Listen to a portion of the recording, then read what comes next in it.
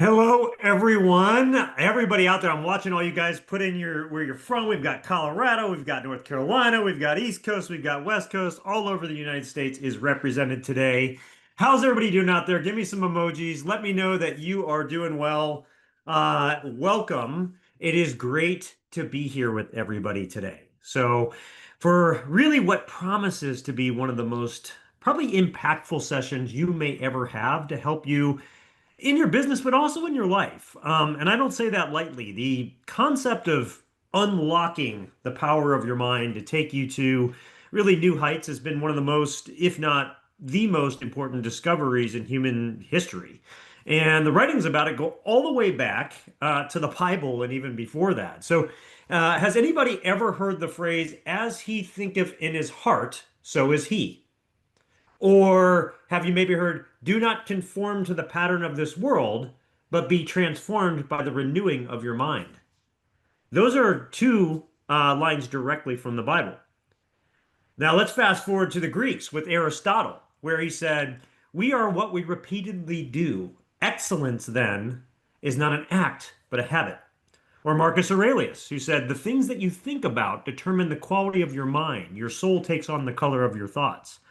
As you can see, this has been something that has been a secret that has been found out by some of the most impactful people in history throughout the years. So, from the greatest thinkers to the highly successful, most would say that at some point they figured out how to use their mind to make themselves better, propel themselves to higher levels of potential. And really, that's our goal with you today. It's to help you unlock this incredible power for yourself. Before we jump in, though, I do want to check, can everybody see and hear us okay? So go ahead and you can put it in the chat or give me an emoji. Just let me know that you guys can see, you can hear us okay. Great. Thanks, Ryan. Thanks, guys. Thanks, Ernie. Awesome. All right, great. All right, with that, let's jump in. For those of you that don't know who I am, my name is Dave Lucas, and I'm the CEO of TaxPlanIQ. But what you may not know is that I've been fortunate to build a number of businesses over the years and have had several successful eight-figure exits. My businesses have been on the Inc. 5000 list 6 times. I'm also the host of the Misfit Entrepreneur podcast and a best-selling author, investor, and multi-time world championship qualifying Ironman competitor.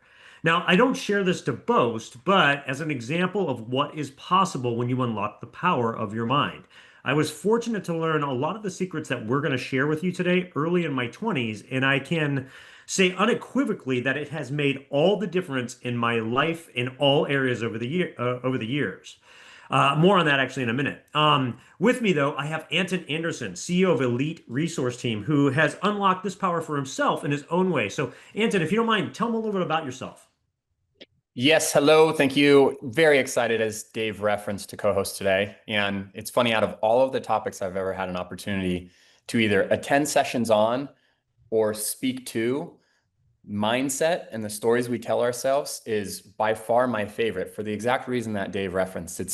It has been the most impactful for me. I was really lucky at a young age to be introduced to somebody, 19 years old, who was an incredible entrepreneur and business owner, and he redefined the vision of myself that I had, which changed my entire life. And so the things that Dave and I have planned to share today are, directly related to our experiences. So if I haven't had a chance to meet you, my name is Anton Anderson, CEO of Elite Resource Team. We are a company that's been around for about 11 years now. We were recently listed on the Inc. 5000. I'll talk about that in a few moments, but for the most part, the reason I'm so passionate about this is because I think most of the time accountants and advisors, they get attracted to the money, the revenue, but they don't recognize that's just the results. And underneath the surface is the beliefs and the story. So I've had an opportunity to co-author a number of best-selling books,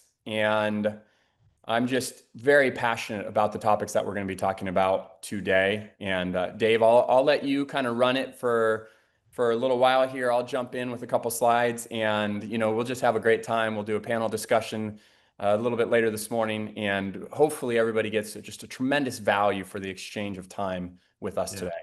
And we appreciate that, everyone, because we made this 2 hours for a reason. We There is so much that we can cover. We're not going to have the time to cover it all today. If we want to do this right, we can do a multi-day workshop on this. But we wanted to pare it down to the things that are most pertinent to you as accountants, and to really give you some things that you can walk away with and start putting into practice really today. So thanks, Andon, for kind of teeing that up. Um, it is going to be somewhat interactive. So as we go today, we're going to have some time for Q&A and everything at the end. So as we go, if you got a question, something hits your mind, throw it in there. But I'm going to be asking you questions. Anton is too. We're going to want responses from you. So please, please engage today. I think you'll get a lot more out of this if you do. Um, I want to take a few minutes and tell you and kind of set the stage for today. I want to set the stage for everything we're going to get into and tell you how I figured out how to use my mind to reach levels that, previously I did not think were possible or others did not think were possible for me. So we're gonna go all the way back 20 plus years. I came out of college, and this was 2004-ish. I came out of college and ready to conquer the world, and I started a business. I had a bunch of job offers on the table, but I said, no, it's time to make my mark. I'm gonna start a business. So I got into the vitamin and health supplement field. Now my degrees were in finance, economics, and that sort of stuff. So, but I was an athlete and everything. And so, I thought, hey, why not start a business in something that's passionate, which is like health and all of that. After a year of doing that, I barely had $1,000 a month in income. I was working three other jobs. I was basically waking up at 5 in the morning, going to work in my business. By 6 p.m., I was valeting cars at a high-end restaurant. I was going from there to work as a bouncer at a nightclub to about 2 in the morning, getting 3 hours of sleep, and then doing it all over again. So at about the year mark, it really hit me, this isn't working. There's something I don't know because I'm not getting the results that I should be getting for a year's worth of effort putting into this. And so it was at that point I was faced with a really, important decision. And that decision was, do I keep doing this or do I need to take the time to learn what I do not know? And I chose the latter. So I went to work in Fortune 500. I went to work at Paychex, which probably a lot of you know. Started as a lowly sales rep, and my goal was, hey, look, if I can get on the ground at $1 billion company and I can learn how that works, maybe I can build my own someday. That was the thought, right? So lowly sales rep, territory sales rep back in the old days, right? Used to bring cookies and everything to accountants, do all that stuff, right? To get to work with y'all and get to those business clients, right? That was the way that it worked back then, right? There was no internet payroll or things like that going on back then. And build a territory. In fact, I was actually very lucky. I took some of the things that I learned as an entrepreneur, even though I wasn't as successful as I could have been, with what I know now. But I took some of that and put it in, and actually ended up being Rookie of the Year my first year in Paychex in my area, in my region. But I still was struggling with like, how do I really like, how do I reach my true potential? There's got to be more than just being a territory sales rep for Paychex, right? And so that second year, I started to really dig into understanding like, personal growth. I actually went and met with Zig Ziglar and sat down face to face with him and talked with him. It was really cool. And other people like that and kind of went on this journey. But I found this book. And sometimes that's what it takes, guys. It takes like something that kind of lights the fire in you or something like that. And some of you might have read this book. You can, give me an emoji if you've heard of it before, but it was called Secrets of the Millionaire Mind by T. Harv Eker. Now, if you've ever read this book, it's actually very cheesy. At the end of every chapter, he makes you do declarations to yourself and all this type of stuff. But the concepts in it were actually very, very eye-opening to me and really made me realize a few things. They made me realize that I had been conditioned from the time I was born to that point in my life. And the sources of that conditioning were everything from parents, friends, family, media, culture, school, religion, all those things impacted who I was, right? And shaped how I thought and shaped how I did things. And at the same time, it also helped me to realize that we have two minds. We have a conscious mind and we have a subconscious mind. What most people don't realize is the subconscious mind is the most powerful part of your brain. And it really runs you without you even under knowing it. I mean, how much do you guys think to really drive a car now or throw a ball or, just do random things? Even the responses that come out of your mouth to speaking with others, do you think for that or does it just happen, right? That's your subconscious at work. Throughout your entire life, it's been filing all these responses that you have to all these situations in your life. And when one comes up, it just goes to the filing cabinet, pulls that out, and you respond, right? But the secret or the dirty secret about the subconscious is that it's actually not that smart. So if it has been programmed with something that is, not great, that can be your response. And that's going to hold you back. And so it was like this epiphany, right? A realization of these two minds that are competing with each other and competing with your wants and needs and what you think you should have versus what, you're actually on a path to have that your mind's been conditioned to. And don't get me wrong, a lot of the conditioning we get is great, but there are some things that end up debilitating to our success. One of the best ways I can really, put that subconscious conditioning to light for you is how many of you guys have ever like saw a car that you really liked? Or you found like the dream car and you're like, man, that's the car I want to get. Now, if you've ever had that happen, have you noticed that you see it on the road all the time after that? I remember the first time that I saw a Aston Martin, and back then it was a DB9. And I said, that's the car, that's the one I want. I live in Columbus, Ohio. That's not the mecca of like high-end cars, right? But I saw five of them on the road over the next week after I basically told myself that. That's my subconscious pointing that out. Has anybody ever had that happen to themselves?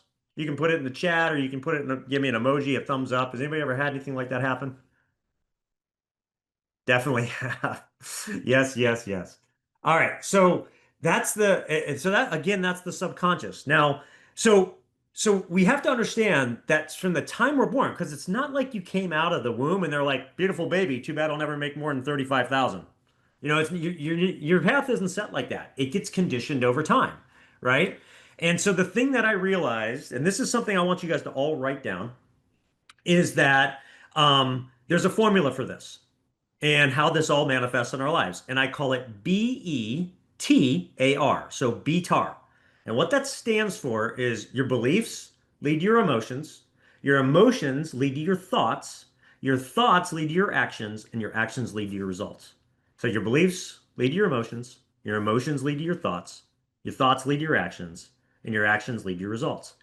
Now, curiously, if you take out the entire middle and just start with the first and last word, what do you get? Beliefs, results. Ultimately, your beliefs and what you believe ends up being your results. Now, here's the challenge. What if the beliefs you have actually aren't the ones that you want? They were put there by your conditioning over the years and are driving you to the results that you're having today. Once I realized that, that's when it all clicked for me because I could start to recognize those beliefs that maybe weren't what I chose to have, choose the ones that I wanted to have, and put that into effect and retrain that subconscious mind to give me everything I wanted in life. And I can say unequivocally, like I said before, it's made all the difference. So hopefully as a primer, guys, that got your juices flowing. Does that make sense? I don't want to lose you on that. So please give me some feedback. Does that understand? You guys understand that? Does that flow? Does it follow for you? BETAR. Just remember that. Beliefs, emotions, thoughts, actions, results. Take out the middle. Beliefs lead to your results. All right, great. Awesome. With your juices flowing, on the next slide, I'm going to ask you a question. And I want you to be completely honest, the immediate first thought that comes in your mind, okay? Immediate first thought. So when I ask this question, right, whatever it is that pops in your mind, I want you to put it in the chat. You can write it down for yourself, right? Are you ready?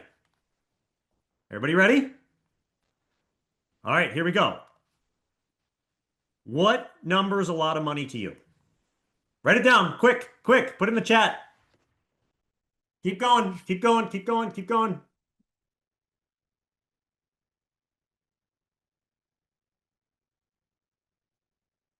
Thank you guys for your honesty. Good job. Good job. Go ahead. Keep them coming. Keep them coming.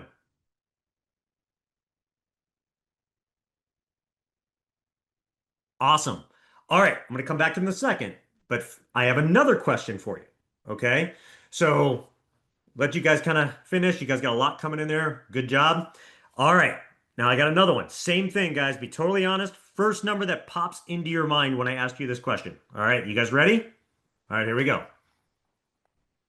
When I say six figures, what number comes to mind? Go.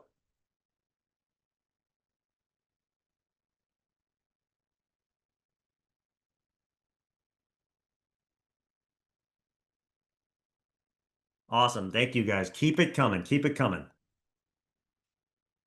Thank you for your honesty on this. This is great. All right, cool. All right, I know some more are coming in, but I'll keep it rolling here. So now, here's what I want you to notice, right? We have people of all varying levels and numbers out there, right? All over the place. Okay. So the why do I do this exercise? Remember when I shared before that your beliefs lead to your emotions lead to your thoughts, and so on leads to your actions, and then your results. Look at your answers. Your answers show the level that your subconscious mind is currently set to when it comes to money, which happens to be one of the most emotional subjects that drive us, right? I've done this exercise with groups over 100 times, and guess what? Most people are making or have a net worth right about or less than the numbers that they wrote down. So I want you to look at the answer to your questions that you put down there. And I want you to especially to the first the this one right here, the six figures question. Why doesn't it say 999,999? Now look back at your answer to what's a lot of money to you. Ask yourself this very important. Where did that number come from? Do you know? How did it get there? How did you choose it? If you're honest, most probably are like, I don't know, it just popped in there. That's just the number, right? You said first thing that comes to my mind. Well, that's what popped in there. That, again, is that subconscious. That's where it's set to. And that's okay. By the time we're done today, you're going to know exactly where it came from and how to change it to what you truly want it to be anytime you like and make it possible, really, in all areas of your life. Um, so hopefully that makes sense, right? It kind of gives your bar, that's kind of where your bar's set, right? And now we get to have some fun and we get to say, okay, how do we make that bar, or, take the cap off that and make it to whatever we want it to be? And so I want to share a really powerful graphic that I found for this with you that kind of sums some of this stuff up. Now, the other thing with this too is that, and I didn't mention this at the beginning, you're going to get all that stuff. So you don't have to feverishly write down anything or any of that type of stuff because it's all going to be available for you. And so, all right. With that said, you can see the graphic on the screen. I'm looking at my screen over here. I'm going to read from it a little bit. Okay. Um, the thoughts and beliefs that you hold when we're under the mind, thoughts, beliefs, attention, awareness, the thoughts and beliefs that you hold, um, get reflected in your daily experiences, right? Our beliefs end up in our results. So that makes a lot of sense. So when you believe that things like I'm not good enough or say things to yourself like that, that belief will consistently play out in your life. I'm versus like when you believe I am worthy, the world's going to open the doors which are meant for you. Now it sounds cheesy, but it's really true. The things we tell ourselves, stories, become our reality. Emotions, right? The attitude, emotions that you hold, that you put out as a signal to the world. Our attitude is really our inner game showing in our outer game, right? So to break free from, that loop of like negative feedback loop that can happen, right? You have to let go and guide your emotions towards a more positive state with appreciation, hope, joy, giving yourself the freedom to be the best that you can be.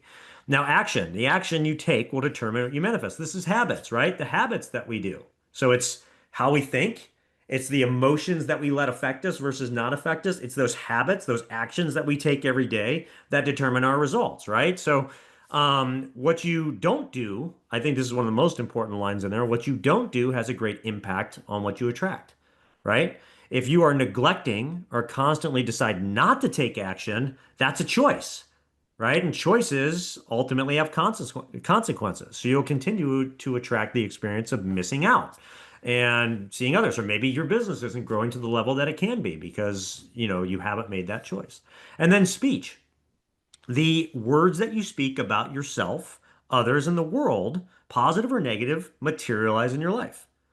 Okay. This goes back to some of those things I was saying from the Bible and Marcus Aurelius and Aristotle, right? They talked about speech. So the words you don't say also play a factor. So you're going to get this. You can peruse it. This is one of those things I'd look at it every week, give yourself a reminder and that sort of thing. But it really does kind of sum a lot of this up because it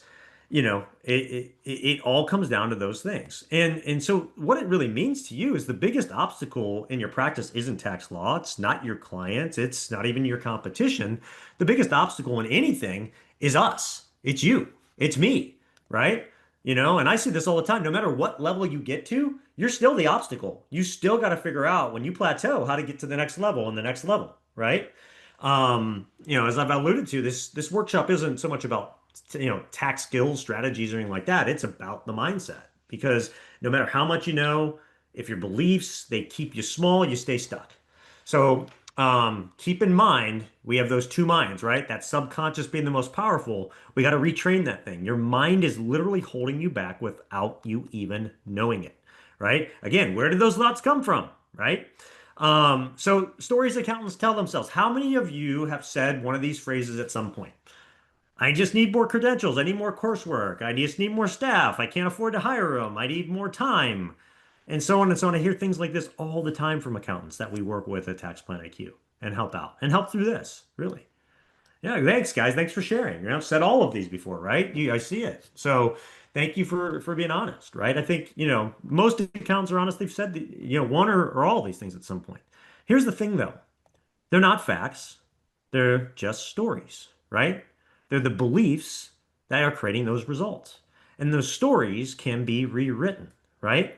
So let's look at the cost of the story, right? Every year that, you don't like that decision not to do something, right? That you hesitate to change, what it costs you. It can be hundreds of thousands, maybe millions of dollars in lost revenue. Endless hours changed to compliance things, right? Clients who see you as replaceable and not maybe as a partner, right? The most common limiting beliefs, right? I'm not qualified. Clients won't pay more. Advisory is risky. Again, things we hear all the time and things that you guys have probably thought, if you're honest, right? So how do you think this shapes what you do and or how you think shapes what you do and what you do shapes what you're doing? Back to your mindset and your thoughts, back to your actions, right? How you think shapes what you do and what you do shapes what you earn. So no strategy can outperform a weak identity. If you see yourself as just an accountant, no tactic's going to fix that. All right, here's another one of those exercises, guys. I want you to answer in the chat. As we think about this, I want you to answer in the chat. I want you to answer this question. I am just an accountant because. Go ahead, take a few minutes, type your answers in. I am just accountant because. No.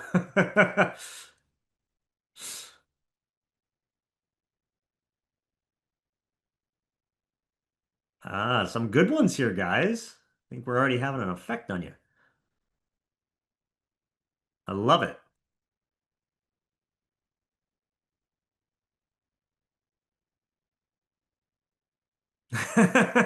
Philip, I love that one. That's great.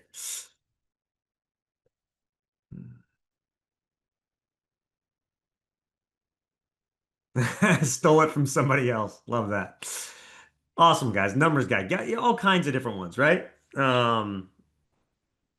So again, this just goes back to what's that internal dialogue telling you, right? And some of you may have never even thought about this before, but now you are, right? Right? That's BETAR in action. Now, here's another one. I could be a trusted advisor if. What's your answer to that? I could be a trusted advisor if.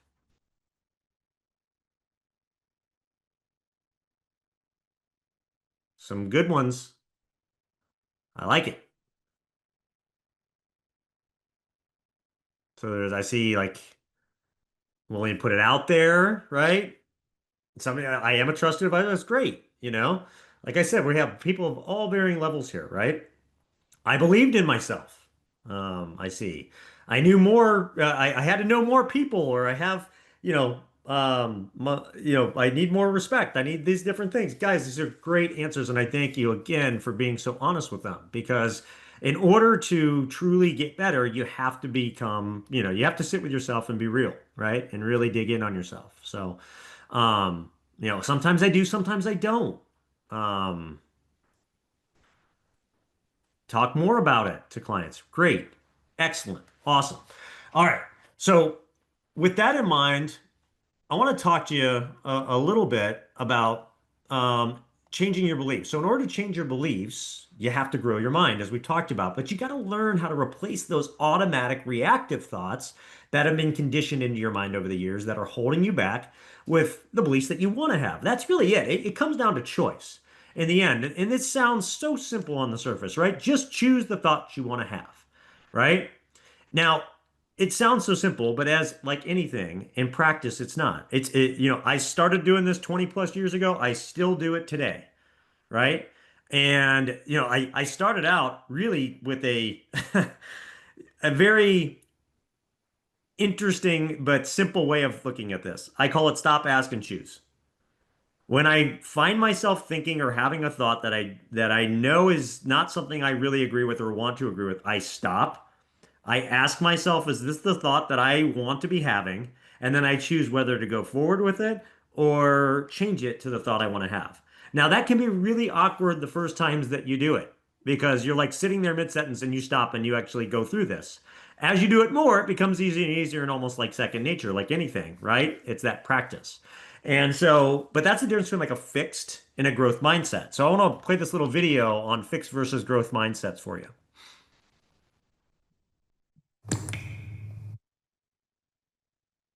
Researcher and professor Carol Dweck uses the term mindset to describe the way people think about ability and talent.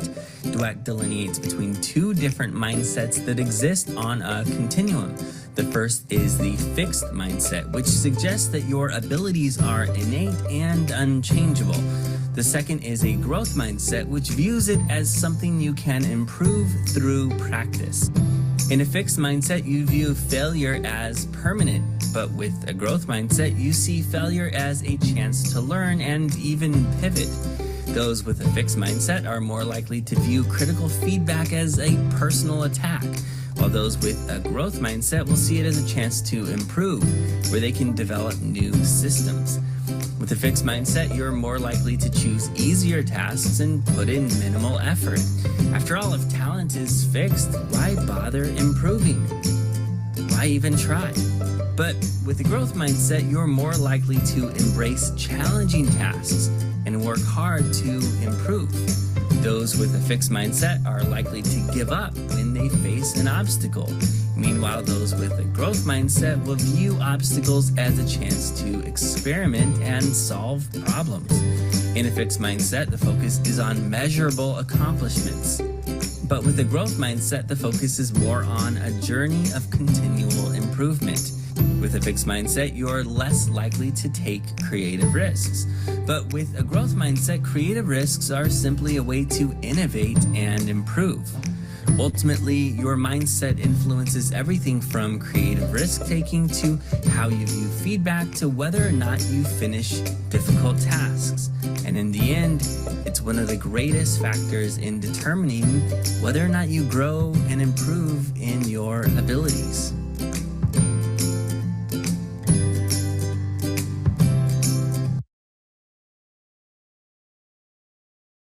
All right. So hopefully that spurred some thought for you. The takeaway from this video that I really want you to understand is that if you feel like you're stuck or you feel like maybe you just, you haven't done what you need to do in your business, right? It's because you're living in a fixed mindset.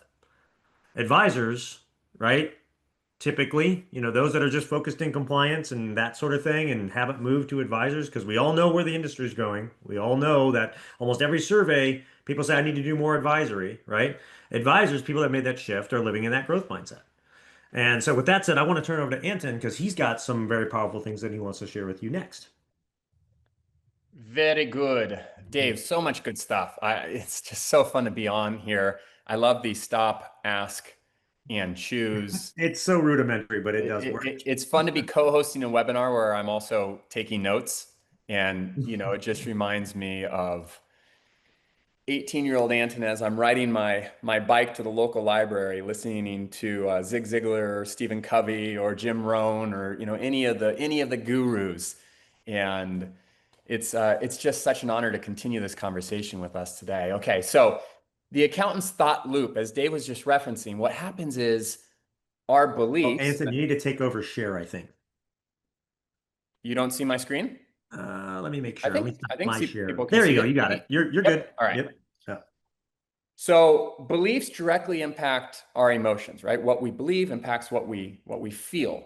What we feel then impacts our thoughts that are going through our head, and our thoughts that are going through our head then directly impacts our actions, and our actions directly impact our beliefs. So it just becomes this flywheel that keeps spinning. Another quote I heard a number of years ago that I had printed was, if you think small, then you do small. And if you do small, then you get small. And if you get small, then you continue to think small. So the challenge is just, how do you actually get in there and kind of strangle this mindset, this traditional way of thinking, and start slowly breaking it and rewriting the belief? Now, for those of us on the line directly relating this to our businesses, you can think of the traditional iceberg, and this analogy is used a lot for different things, but the part of the iceberg you see up above the surface is the results, is the fees, is the hours, the revenue, is the stress, is the staff, is the business equity. Underneath the surface that you don't see is the beliefs, right? Beliefs that are actually driving the results. So ultimately, if you want different results, you have to believe a different story.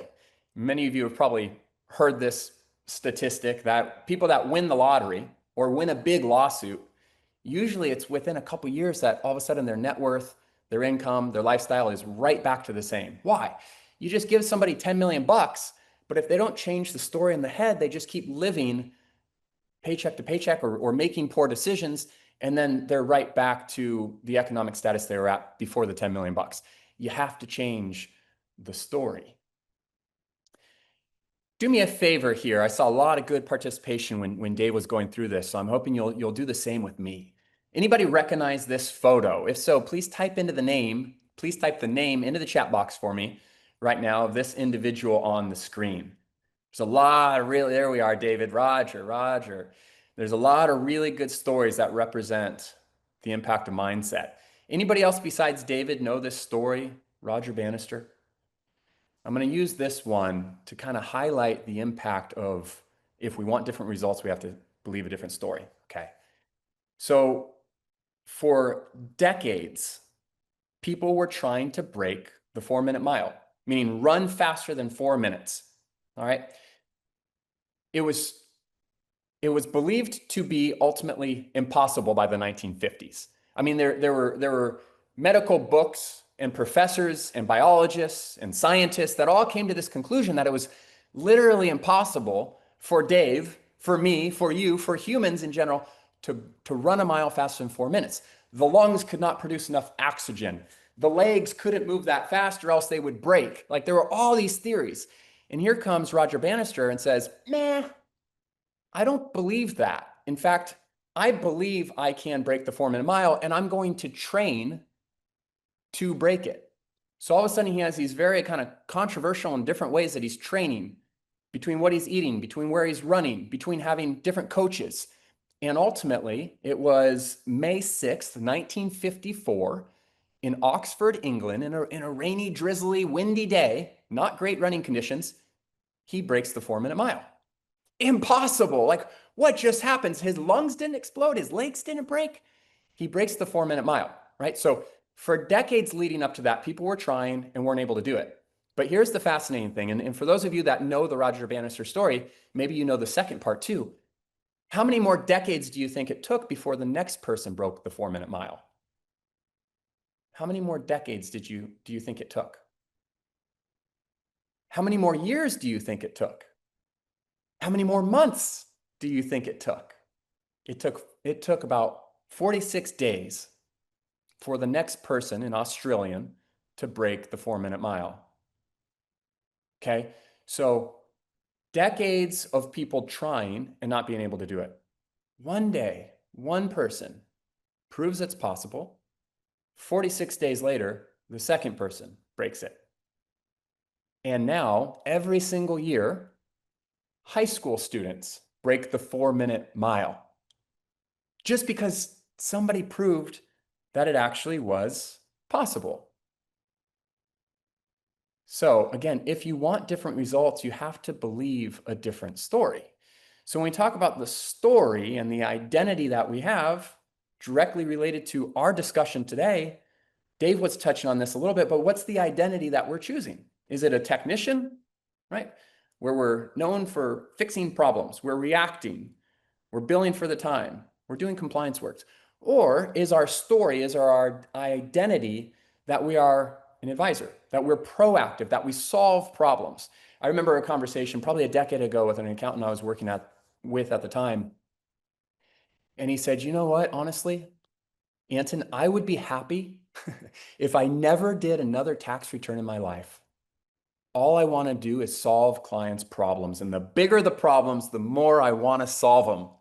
Does anybody else feel like that on right now? Like, you'd be happy if you actually never filled out another tax return.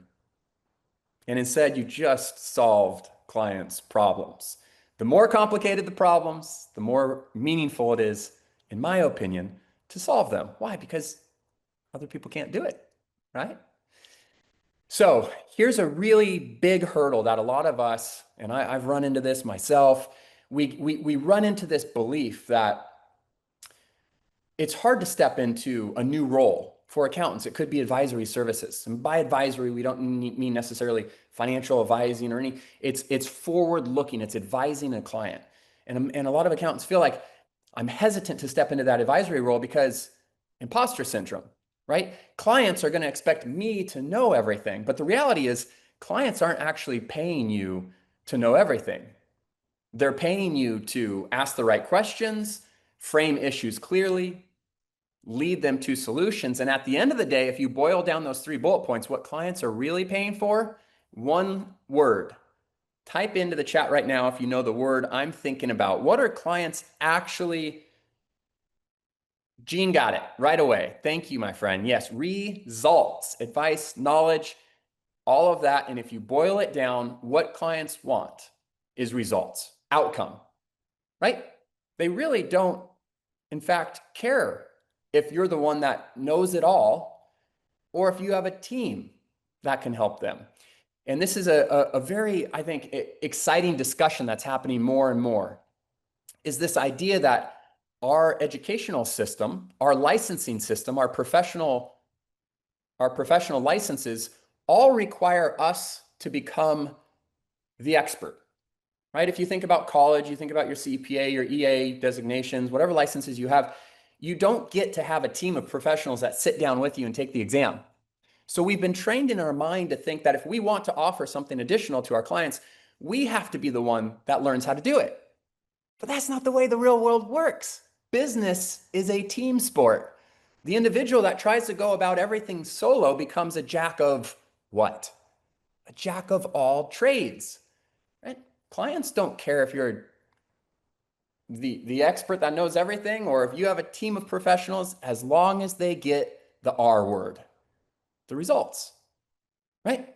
So this is a book that we co-authored, our second book, called The Art of Proactivity, and we talked about this observation. My co-author of this is my business partner at Elite Resource Team, Paul Latham. Accountant by trade, grew his firm using essentially a lot of the core value and characteristics that we're talking about today. He sold it for over $45 million, right? So he sold his accounting firm for over $45 million because he recognized there's value in proactivity and you don't have to be the one that knows everything. It's the who, not how concept that, if you're familiar with Dr. Benjamin Hardy and Dan Sullivan, they really did a great job of summarizing that. So you don't have to become the expert in all things. In fact, you shouldn't even try. A team of professionals will always be better than one individual. And to drive this point home, Dave, I'll just tell one quick story before I hand this back to you, which is the classic example of Michael Jordan and the Bulls and the Detroit Pistons, right? They had a great rivalry growing. And you'd be hard pressed to argue that Michael Jordan wasn't one of the best basketball players of all time, if not the best. think about the rivalry they had. And as good as Michael Jordan was, if he showed up to a game against the Detroit Pistons as a team, who would win? The Detroit Pistons, right? Michael Jordan, as good as he was, cannot beat a team of professionals. So sometimes when I'm speaking with professionals, they'll say, but I'm really good at XYZ. And it's like, you might be the best in the world. But if I have a team of professionals that are all good, at the end of the day, I'm going to be the one that's able to deliver clients what they really want, the results. So don't try to compete with us. Instead, just change the story you're telling yourself and focus on how do I actually deliver the results to the ideal type of clients. Dave, back to you. Hey, Anton, I love that. And I really want to just hone in on what you just shared for a second for everybody, because the best athlete, you like Michael Jordan, all these people, the best athletes in everything, though, what do? They don't go it alone. They seek out the absolute best coaches in each of their areas and then have them train them. They don't just like make up their own workouts and stuff. Like all of it is a specialist in eat nutrition, your lifting, your running, and all of that stuff. And your I mindset, Dave, right? so like think of it that way too in your world, right? As you got on the screen, it sounds scary when you start thinking, well, I got to find this or find that and stuff. But there's just this massive world of abundance of all of this out there, right? And the uh, the thing that I want to tackle here, let me pull up my screen. Here we go. The thing that I want to tackle here around this is fear. Fear is one of the biggest emotional drivers. Talk about beliefs, emotions, right? Thoughts, actions, results. Emotions is number two. You got the beliefs, but then the emotions come in. Fear is the biggest driver in emotions, good and bad, right? And so I want to talk to you about how to truly eliminate fear or use it.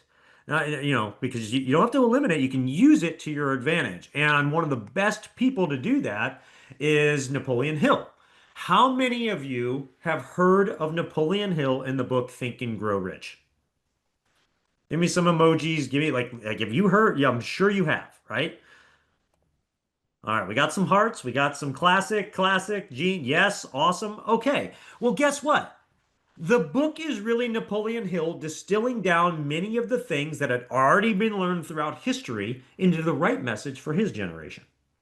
And maybe one of the greatest messages that he does share is on fear. And this short audio is probably, gosh, one of my absolute favorites. In fact, let me make sure I'm sharing audio. I got to do that when I share. Yep, let me hit the button. Oh, it's not letting me. Hold on a second, guys.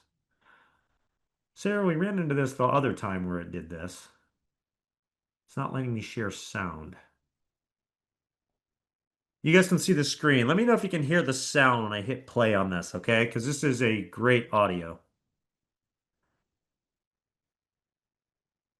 The more you rehearse the worst case scenario in your mind, the more your nervous system believes it's real. And when your brain believes the threat is real, it floods your body with signals to retreat. Heart racing, breath shallow, muscles tense. Suddenly, you're not living in the present. You're imprisoned in a future that hasn't even happened. And in that state, even the smallest step forward feels impossible. But here's the breakthrough. If fear is built by repetition, so is confidence. If fear is a story, you can tell a better one. One where you speak and you're heard, one where you leap and you land, one where you fail and rise anyway. Because the truth is, the mind can't tell the difference between imagination and memory. If you can visualize defeat, you can visualize victory. If you can rehearse disaster, you can also rehearse domination. This is the battlefield, not out there, but in here. And the moment you stop accepting fear's script and start rewriting it, you take back control. You don't have to feel brave to act brave. You don't have to feel certain to move forward. You just have to stop giving fear the mic, because the voice in your head is powerful, but it doesn't always tell the truth. And the biggest lie it tells is that fear is your limit. It's not. It's your signal. It's the flag that says you're standing at the edge of your growth. And what happens next? That's up to you. Fear grows in the dark, in silence, in avoidance. The more you run from it, the bigger it gets. The more you try to outthink it, the louder it becomes. Because fear doesn't shrink with time, it shrinks with exposure. And this is where most people get it wrong. They wait for courage to arrive before they take the leap. They wait for the fear to fade before they take the first step. But courage doesn't come before action. It comes because of action. Imagine standing at the edge of a freezing pool. You can dip your toe in, walk away, come back tomorrow, overthink it again, and still feel cold just looking at it. Or you can jump in, shock your system, let your body adapt, and in a few seconds, you're no longer afraid. Why? Because you've experienced what your mind exaggerated. That's exposure. It's not about being fearless. It's about being willing to feel the fear and still step forward, willing to look uncertainty in the eye and say, you're not the end, you're the beginning. This is how you kill fear, not with avoidance, but with exposure. You lean into what terrifies you. You practice the uncomfortable. You make it familiar. And the more familiar it becomes, the less power it holds over you. Speak even when your voice trembles. Show up even when your hands shake. Launch the idea even if it's imperfect. Ask the question even if you fear the answer. That's the work. That's the training ground. Because repetition rewires reality. The first time is terrifying. The second time is uncomfortable. The 10th time is routine. And the 100th time, it's freedom. The people you admire, the speakers, the leaders, the creators, the fighters, they didn't start brave. They started scared. The only difference is they refused to stay that way. They built tolerance to discomfort. They didn't run from the storm. They stepped into it again and again until the thunder couldn't shake them anymore. The truth is the fear never fully leaves, but you stop flinching when it speaks. You stop shrinking when it rises, because you've faced it enough times to know it's just a sound. It's just a signal, and it doesn't have the final word. You do. The only way out is through the trembling, through the failure, through the doubt. You walk straight into the storm, not because you're unafraid, but because you know the other side of fear holds the life you haven't lived yet. And that's a price worth paying. If you want to kill fear, you must go to its source, your mind. Because fear doesn't start in the world. It starts in your thoughts, in the silent, invisible stories you repeat to yourself.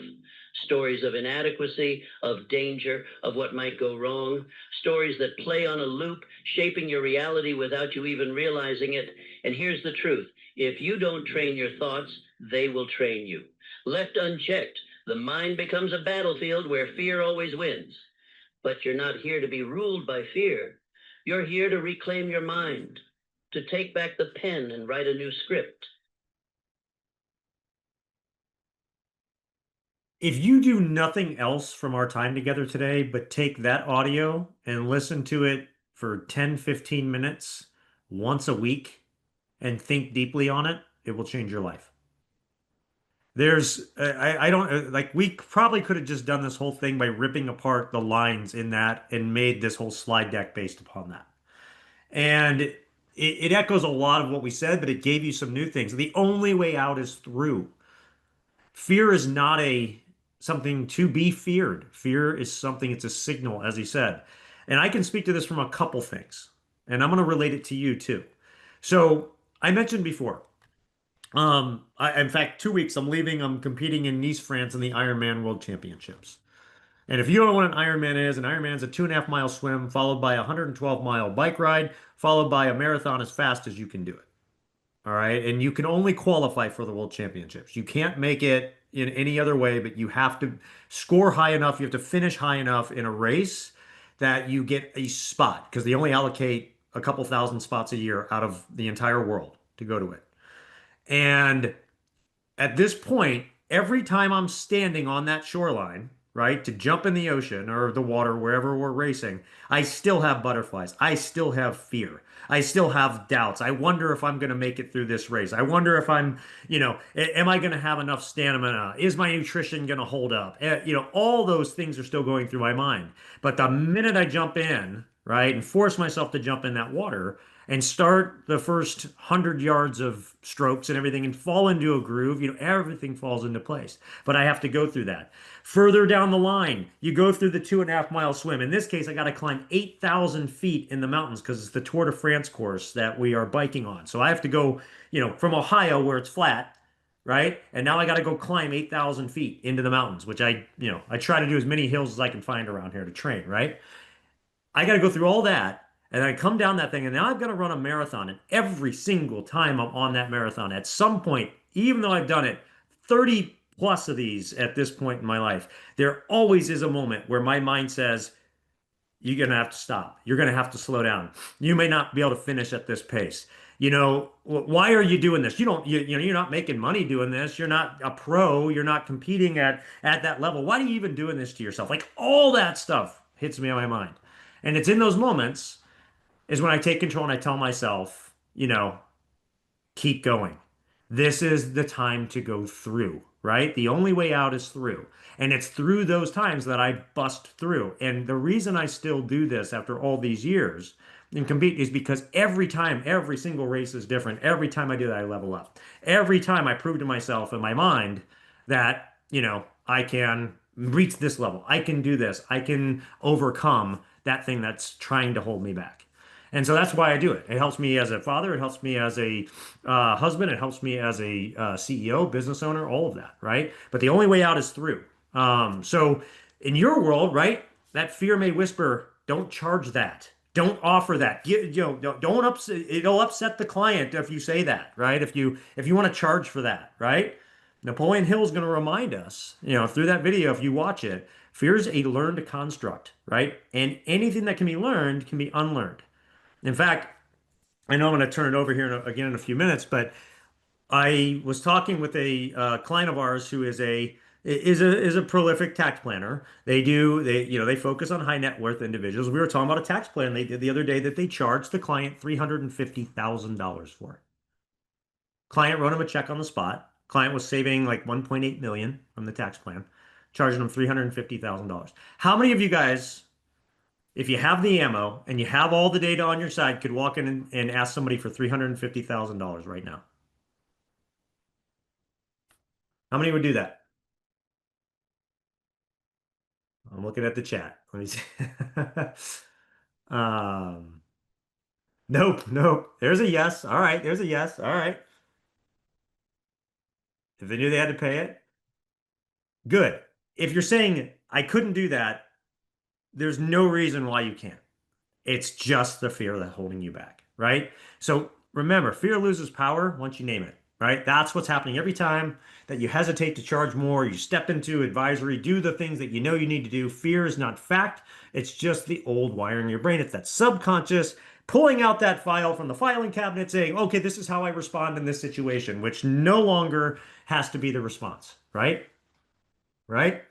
All right. So type in the chat, right? So let's have a little fun. Take one fear that's holding you back, right? Whatever that is, charging more, offering planning, leading client conversation at a higher level, reaching out to a high net worth individual, whatever it is, write down the new belief for you that replaces it. So for example, that old story of if I charge more, my clients are going to leave, right?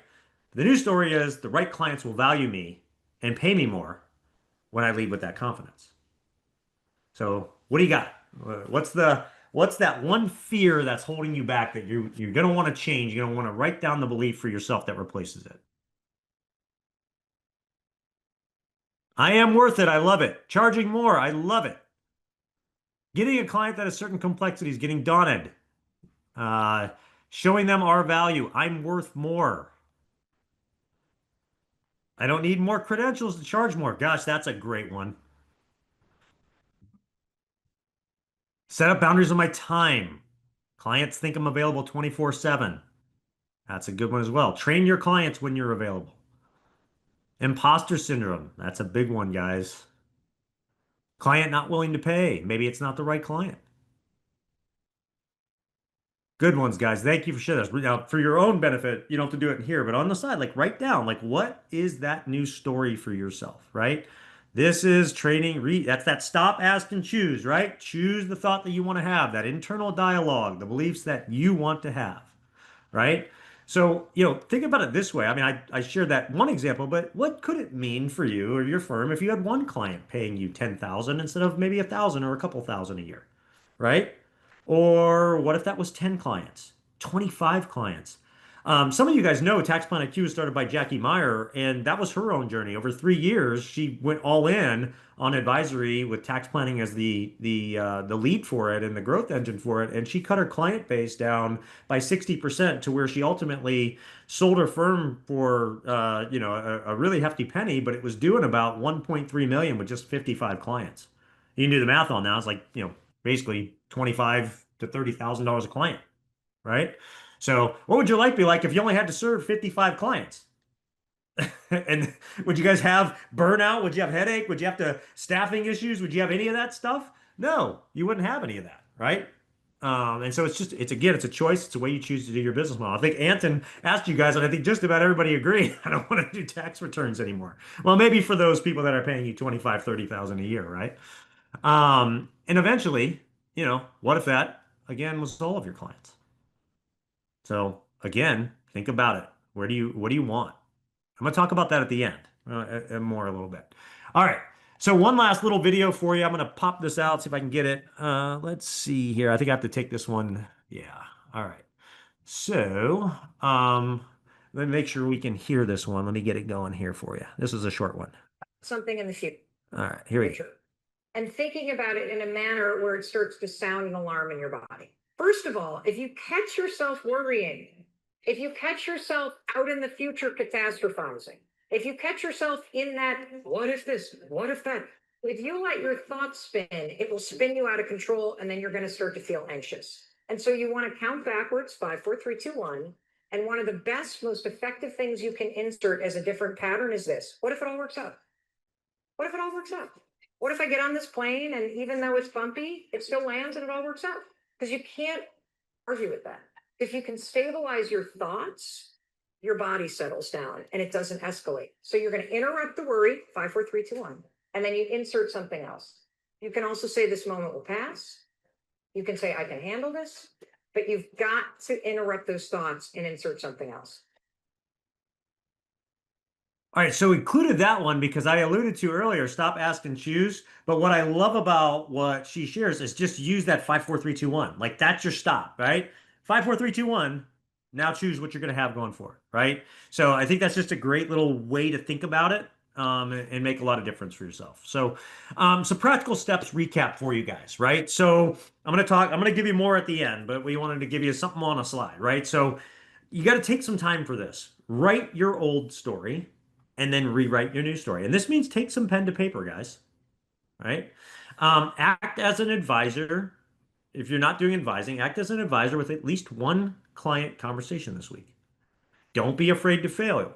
Remember, that only way out is through. So failure is one step closer to success. For the next 7 days, right? 5, 4, 3, 2, 1. Notice every time that you tell yourself that old story. Write it down, replace it with a new one. This is part of training that subconscious. Remember, that shiny new car, all of a sudden you see it everywhere. When you start telling yourself a different story, that story starts to become everywhere. And it doesn't take that long, but you got to stop, that conditioned mind and rewire it, right? Remember, everything that you want is on the other side of a new story, right? And it's okay if you weren't taught how to be like an advisor, to your clients in school. That doesn't matter, right? It's your responsibility. You can learn and then you can lead your clients. So with that, I want to turn it back over to Anton. Very good. When you talk about a new story, I mean, I think it's a perfect transition into a panel discussion. And so we asked two individuals, Stacey and Monica, to come on with us. And maybe for the next 30 minutes or so, we'll have a little bit of a panel discussion here. Stacey and Monica, I'll let them introduce themselves momentarily, but they were introduced through TaxPlanIQ and ERT. Stacey's background's in wealth management, Monica's in the accounting space. And we had a chance to talk in person at our June Virtual Family Office Collective. And I was just so energized by the conversation, the optimism, the energy, the passion that I really jumped at the opportunity to invite them to come here today and talk about some of this, in terms of mindset. So why don't we start, and maybe Monica, you can first just briefly introduce yourself, a little bit about the background, where you're located. Stacey, I'll ask you to do the same. Got a couple questions that I put together around mindset and fear and such. And if you're listening right now and you have questions, feel free to type in the chat. Depending on time, I'll do my best to get to them. So Monica, can we start with you introducing yourself to the attendees? Sure.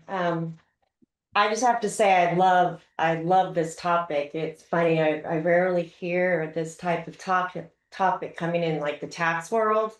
I mean, Dr. Wayne Dyer, Deepak Chopra probably has motivated me more than anything in my life. But so I have my own tax practice. I'm actually located in Southlake, Texas. I've been on my own now for, let's see, how old's my daughter? For 24 years. So I branched out on my own when I was a single mother and decided to start my own practice. And I've been doing it for 24 years. And it's half of those years have been spent in California, and then the other half of those years have been spent in Texas. And so I'm actually very new to the tax strategy part of it. But I did, but other than that, I mean, I have it, my practice is very successful. So sometimes people think it's crazy that I want to make a big change, but there's a reason why I want to make this big change. How do you define very successful, Monica? Is that the number of clients or staff members? Yeah, it's a combination of both. I think it's, I don't know, I can't speak for others, but I'm always a goal-oriented person. And so I remember I used to work out of my living room with my mother when she was still alive. And I said, okay, if we hit 500,000 annual revenue, we're selling the practice because, we're rich. And then, I hit that number and I'm like, okay, 750,000. And then I'm going to sell my practice. And then 1.4 million, here I am today. And I'm like, I'm going to change the whole darn thing up and do something completely different now. So, but it's been one of those things where just having the ability to work well with your clients, I think, is what really leads to the success. But it's time for a change, as we all know. Love it. Beautiful. Stacey, could you introduce yourself? Yeah, absolutely. Yeah, my name is Stacey Andrews. I am located just south of Nashville, Tennessee. Have a practice, Anchor Wealth. I've been in the business since 2013 and came into the business originally because I was teaching people how to trade stocks at the time. And it was just strictly to help people that were entering retirement have a more secure retirement because traditional financial planning failed a lot of people. But as I started working with higher income individuals, business owners, found that needed to offer different solutions to give them the results that they really wanted. And so transitioned to more of the advisory practice side of things. And it was actually, so I've been with like Elite Resource Team and the Virtual Family Office since 2016, April of 2016, so a long time. But it wasn't until 2021, I believe, where I really decided to make the leap and say, okay, I'm only going to focus on business owners, working with accountants, and help them service their clients more. And speaking to the whole fear side of things, and it took a long time to transition, but I was very comfortable, even though I hated it, working with like middle income America, average retirement plan, $300,000 to $500,000, and then trying to make that money last as long as they were going to live. But I had opportunities in there to work with really high income individuals, take what the planning solutions that the Virtual Family Office has, and just make like big differences in their life. So Anton was hosting a virtual summit during COVID and was seeing the success that people that I'd been in with the group with for the last 5-6 years were having. And so I think it was August, September 21, when I just said, nope, you know what? Whatever the fears are, take the leap, push them aside. I know what we have. I know what the outcome is going to be. And so it took the leap. So I've been working on the advisory side, tax planning side now since really 21 full time. Love it. And it's been exciting. I've made some life-changing solutions, results for clients and individuals. And so that's kind of where I'm at right now. Yeah, fascinating. So let's talk about some self-doubts. And both of you have been on your own independent journeys, and then obviously came together, I want to say in May, to really kind of form a strategic partnership and leverage everything Dave and I are talking about here. But when it comes to self-doubts, Monica, we'll go back to you first. Can you speak to just a little bit of how you've been able to overcome self-doubts as you've made this transition more into the advisory kind of forward-looking type of business model?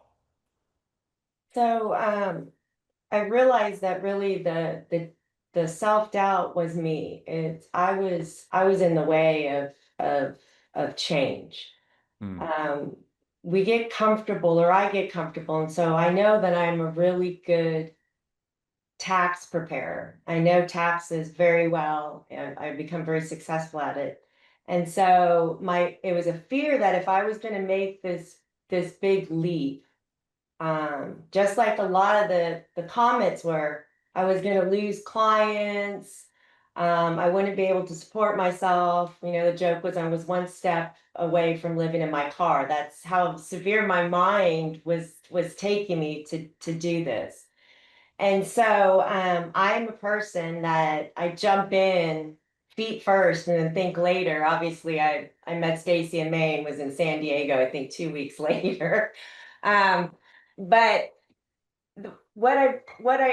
how I've overcome it is the fact that just my very first meeting with Stacey, the feedback that I received from my client was huge.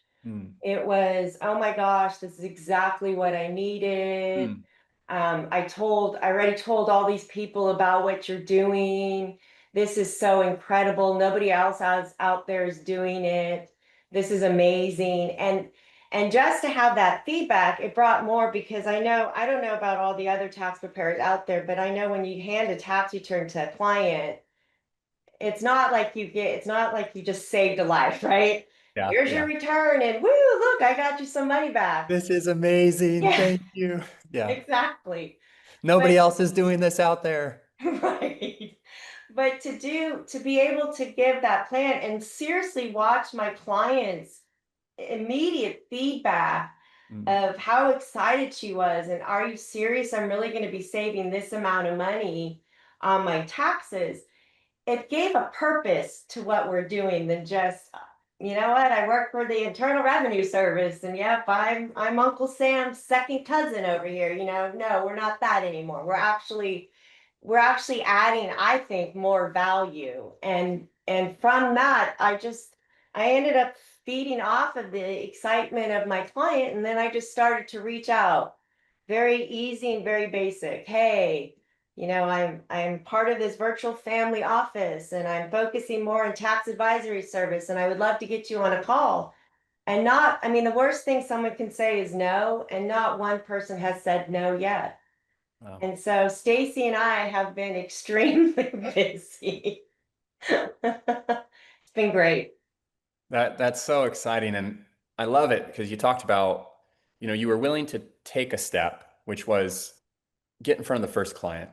The feedback the first client had on the experience with the two of you then kind of fueled this inner purpose. And I wrote down the value that you were, providing to the client. I think that almost like pushed right through the self-doubts in a way. It became something bigger than just about yourself. Yes, it did. Yeah, that's exciting. Stacey, anything you would add to that in terms of self-doubts that were there and how you pushed through them? Yeah, I think the biggest thing is that for everybody that is considering a change that is going to take them to a different place and a higher level, is just realizing that it's all us. It's our own mindset that is holding us back. It's our self-doubt. It's our fears. It's the uncertainty. Even though you can absolutely like say, I 100% believe in myself and my ability to succeed. How many people actually take that step and put that into action? And so just like I really had to do that. Like in 21, I just really had to take a step back and say, okay, I know the results. I've seen this with what we've been able to do for clients. What I was just asking myself the question, what in the world are you still doing working with like annuities and $300,000 to $500,000 net worth clients, and when the impact that you can have is so much greater by taking this next step and focusing on that and helping people give more and leave a bigger legacy, be more philanthropic in their community, have a different lifestyle, retire earlier, sell their business and keep that money instead of sending it to the IRS. And it's just saying, okay, you either believe in yourself or you don't. And if you say you believe in yourself and that you know that you can do this, take the step. And so that's what I did in 21. Wow, so good. Yeah. If you have questions that are coming up, feel free to type them in the chat. I've got another, which is just a really interesting observation. I don't know if everybody listening right now had this observation as well, but what really got both of your energy like leaning forward, and you can see that excitement, you can hear the tone in the voice, is not about the additional revenue that you've been able to earn or your additional income, right? It's not, and we can talk about that because I know you've had some success and like that's fun for people to understand. But what I'm seeing and hearing from both of you is really as soon as it became about not yourself, but your clients and doing something unique and special and valuable and finding a deeper sense of purpose, it kind of pushed right through the self-doubts and the fears. And that's what really motivated you to take action in a bigger way. And that's really powerful because you can't take that away necessarily, right? Once it's there, it's kind of like the fire's lit. So my next question was going to be, can you speak to how having a partner in this has actually helped you, perhaps from the self-doubt, the fear, telling a new story about yourself, rewriting your identity? Has that played a role in any way for you? You know, Monica, we'll start with you again. Has that played a role for you in any way? And if so, like maybe you could share a little bit about how. It definitely has helped. There's something about being a solo practitioner, you know, just being yourself. Even though you may have staff, but the fact is it is just all in you. And you can only do as much research as is available. And one of the things, I mean, there's something that is truly to be said in accountability. That's why when we go to the gym, they always say, do you have an accountability buddy? Or do you have a personal trainer that's working out with you and is motivating you and is keeping you on target? To me, this is what Stacey has become in a sense. So yes, I can think about the client. I can come up with a strategy. I go through TaxPlanIQ. I come up with everything. I meet with Stacey, and here it is. We go over it together and we banter back and forth as this is the right strategy. And lo and behold, Stacey pops up and gives me a completely different strategy that I was unaware of. And then we're talking about something like that. And then to be able for both of us, and that's the beauty of it, is you're not doing this alone. Every client meeting that I've had so far in this space has been Stacey and I on the phone call. And so we're coming in as a group effort, as a team, and there's power in numbers, right?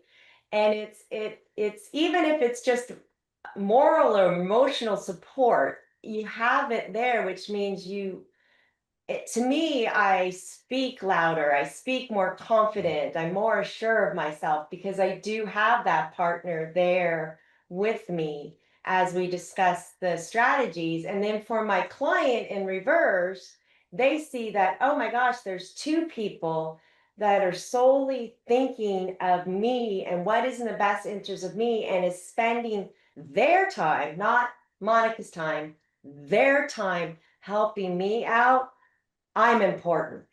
I matter.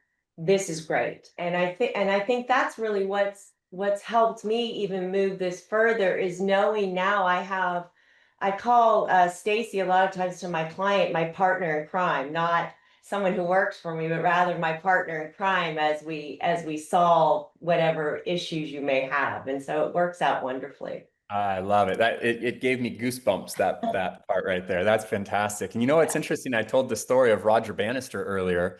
One of the unique things Roger did as he was training to break the 4-minute mile is he had a pacer, right? That would train with him and run alongside to hold up a sign of how he needed to train and run and hit that goal. And in a way, it's that accountability. It's that you're not out there alone training to do this. Stacey, anything that you would comment on in terms of the role of the partnership and working with Monica and kind of breaking through? Yeah, well, one, it's been exciting to be able to partner with somebody who like just absolutely knows what they want and the direction that they want to go, and literally without hesitation. If you guys would hear like more of the story, it's like a Vegas weekend away, and you guys met in the casino or a bar, and next thing you know, you wake up in the morning and you're in bed together and you're married. Like it's literally that crazy. But just from the standpoint of, yeah, she's phenomenal as an accountant, like probably one of the best that I have ever met in the way that she serves her clients pre virtual family office, but even more so now, the passion that she has. I didn't personally have a lot of fear because I was going that direction already at this point, and had kind of like a practice that I was really, really enjoying, and working with a few client or accountants here and there. But diving in with Monica, we've got years worth of work ahead of us, and no shortage of what we're going to be able to do, and the world's going to see a lot of benefit from it. Oh, that's exciting. So I saw the first question I saw came in was about and Monica, I think this one's specifically to you. What was the hardest part about changing the way you were working with clients? It was removing my, like I said, it was purely me and my limiting self-beliefs. That was the problem. And it was overcoming that aspect. And so it was getting comfortable in this new sort of add-on. So here I was starting to think of it. So I had to departmentalize it in my brain, right? For it to work with me so I could overcome my own fears. And again, for 20 some odd years, and this is why I love this topic, Dr. Wayne Dyer and Deepak Chopra and thoughts become things and all of that. I have lived my life, but I'm human. And so there are things when it comes to my own money and how I'm going to support myself, my fear does come up. And so I had to remove that fear. And when I noticed that I stood in my own power, and I talked to the clients with that type of assurance, and I got the positive feedback back, what it did, it triggered in my brain that you are on the right path. And it was just that one little bit that it was like a snap of the finger in my brain. And now that's all I talk about. When people ask me what I do, I used to say, oh, I'm an enrolled agent. Now I say I'm a tax advisor. And they go, what's a tax advisor? And I go, I help save money on taxes for you. I don't talk about I prepare your tax return. I don't talk about bookkeeping. I don't talk about anything other than that. I literally now I'm a tax advisor. I help save money on taxes. End of story. And it was that shift in my own mindset that helped propel me forward. And so now, I mean, going forward, truthfully, my next step is I'm giving myself till October. I don't know why I picked the month of October, I'm going to rate my clients from A to D. And I'm going to keep the AB clients and I'm going to sell off the CD clients. And that's a huge fear. And maybe I gave myself to October. So mentally, I can get myself prepared to do something like that. And I'm putting it out there in the universe, like, this is what's coming, you know? So we're going to get ready. But I really believe that this, just being able to give the advice to the clients that they're so hungry for and so appreciative of, really gives me a purpose as to why I'm even in this industry as a whole. Yeah, love it. You probably know this, Monica, but we have somebody in the virtual family office that can help with that, segmenting the book and selling the C's and D's. We've done that before. So speaking of clients and results, I know you've had a chance to work on some great clients together. And Stacey, I think just last week, shared with me one of which was very exciting, some pretty incredible feedback from the client as well as initial results. Do you mind maybe Monica sharing a little bit about the situation? I believe it was kind of a 6-figure fee that was quoted, and can you kind of share a little bit of that with the attendees? Yeah, so one of my clients, he roughly is in about a 90, 100,000 plus every year tax liability situation. And so when I had just completed his return and I looked again, I'm like, oh my gosh, here he is, you know, owing an additional $50,000 after already, you know, withholding almost 90 something thousand dollars. I asked if he wanted to have a meeting, and you know, I sent him a quick chat, and I'm not kidding, probably within a minute the man was like, are you available tomorrow? And so when we were able to get him on, and you go through a whole process of it, and we rescheduled him immediately back, through the strategy that was chosen, we're able to wipe away all of his tax liability for the past 3 years. Wow. And so with the money that they have to come out to invest into the strategy, with the planning fee, at the end, he will be pocketing approximately $400,000. So the fee that was quoted was $168,000 for this plan. He's still getting a 300% return on investment. And the feedback from his wife was, well, why wouldn't we do it all now? That was literally what it is. And so we have him scheduled next week to meet with the tax expert, the tax strategy expert on that, to get him moving. But it was, and truthfully, to all of them, everybody out there, I never imagined in the years that I have been practicing, would I ever quote somebody $168,000 to do anything, one shot. And to be able to sit there and own it and show it. And that's the beauty for all of us number people. It was on paper. We were able to show them via paper exactly the return on investment, including the planning fee, including out of pocket and the money they were going to make back. It was a no-brainer at that point. I mean, a 300% return on investment is huge. I mean, I'm a business owner. If somebody sat down and showed me those numbers and that ROI, I would have the same feedback as the client, like no brainer.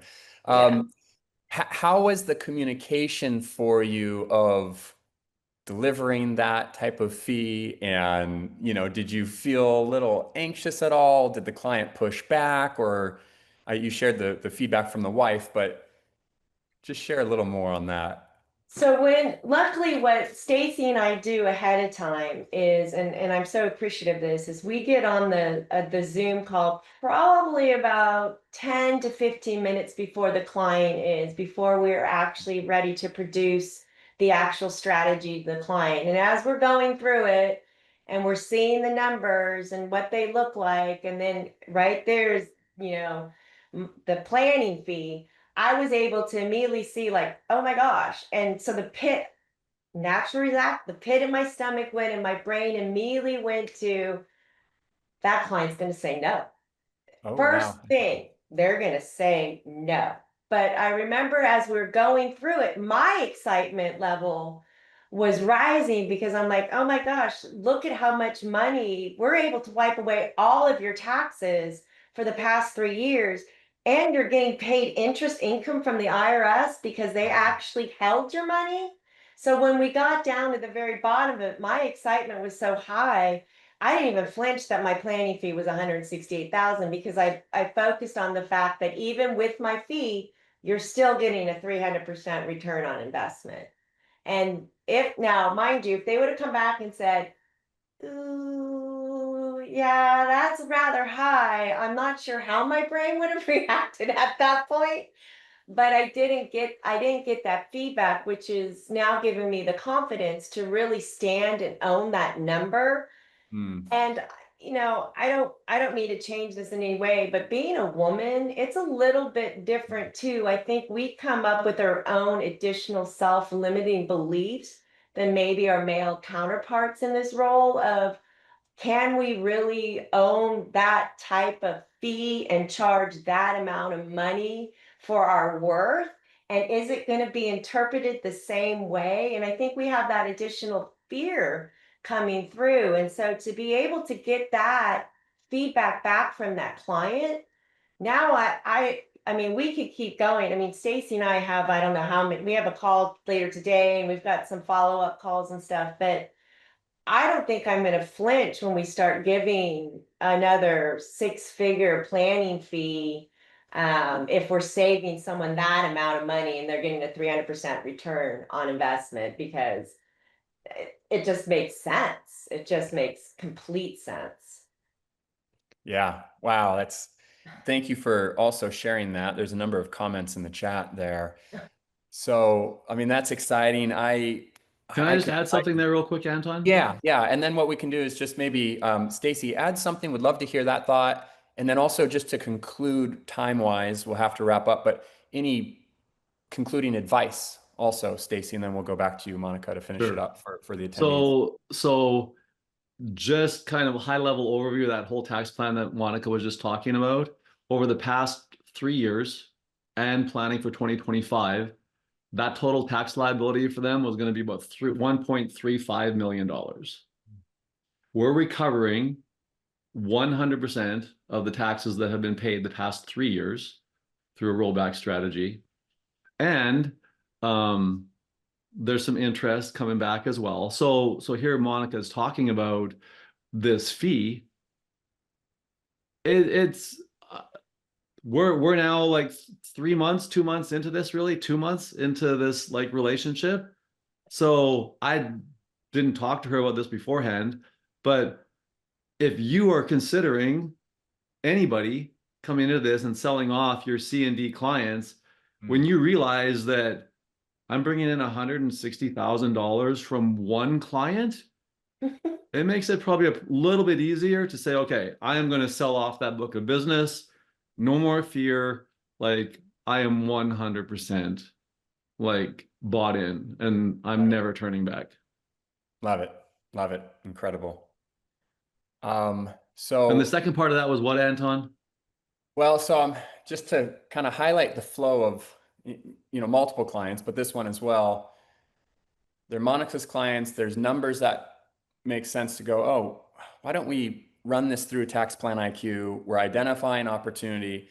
Stacey and Monica are coming together, brainstorming, prepping for the meeting, presenting. You're using the virtual family office with a specialist to actually implement the savings identified through TaxPlanIQ. Am I following all of that? Yeah, absolutely. 100%.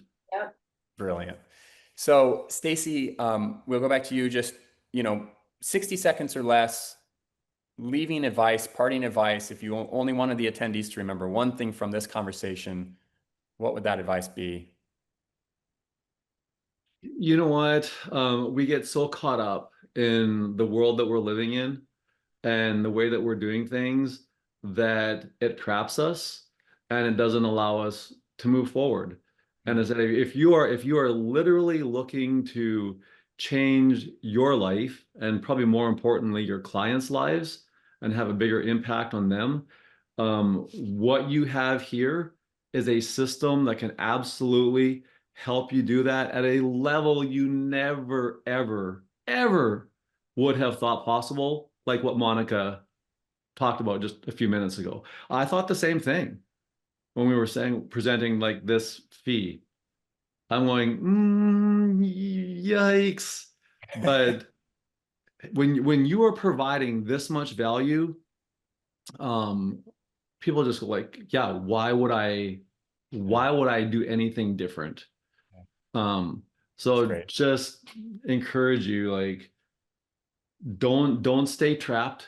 If you are thinking about doing something different, just get off the fence and do it, because it will literally change everybody's world. It's fantastic. And then Monica, from your perspective, parting advice for attendees. Trust your gut. I mean, you're obviously on this webinar for a reason. You've been thinking about it. You know, trust your gut. That I always call those God shots. You know, there's a reason why you're here, and go with it, because you're not going to let yourself down, because there's a reason and a purpose for everything. And you've been thinking about this. You want to move your practice this way. Just do it. You won't regret it. I mean, seriously, you won't regret it. Fantastic. Yeah. I mean, Dave, any final thoughts before we shift from the panel to kind of talk a little bit more about this family office structure? You know, I love yikes, but then you Yikes. kept going. Like, that's the point, right? That's, you know, you have to get beyond that, right? And every time you do that, you level up and you level up and you level up. I mean, really, what's the worst that can happen? They say no. Okay, they say no. Move on to the next one. And so that's something that I hope people really take away from this. Thank you guys so much for sharing this. All right, this graphic is really powerful. We are. Tony Robbins said this a long time ago, and I think it's a quote that I share a lot, like with our teams and stuff like that. People overestimate what they can accomplish in a week and underestimate when they can accomplish in a year. And what I mean by that is we live in an instant society. How many of us stop the microwave with 3 seconds left because we can't wait 3 seconds anymore, right? Browser doesn't open up fast enough. We close it out, right? So we are conditioned for instantness, right? Well, what we've talked about today is not instant. It's not like, oh, I'm changing my thoughts and all of a sudden it's done and that's it. You do it one time and it's over. It's a lifelong exercise that you keep on, right? And it's the long game, I guess is what I'm saying. And those that play the long game win, right? And we see it time and time and time again. And a lot of times they win because they just kept at it when others just quit. And they're the last one left standing. And so I'm not going to tell you guys just because you went through a mindset training today, your whole life is going to change, because it's not. What is going to happen for you if you commit to it and you make that choice that you're going to change and you start working on it every day is over time, it is going to change. And so 10 years later, that doer who every day takes a step, little gains, and stacks them up, yeah, they're a millionaire. 10 years later, that person who's still thinking about it is still thinking about it. And so don't be the one still thinking about it a year from now, 6 months from now, whatever it is, because it's you're not doing yourself any good. So just take the step, do it. And the last thing I'll leave you with, we talked about some action items. If you've never done it before, take half a day or a day, and maybe in the next week, and just sit down and ask yourself what you want and put pen to paper. Ask yourself what you truly believe and challenge yourself on those things. Go second, third, fourth, fifth level deep. This exercise will change your life. You spend 4 or 5 hours and you actually figure out what you truly want, what you truly believe, who you truly are in life. Most people never do this. And most people don't get what they want because they don't know what they want. This is going to help you know what you want.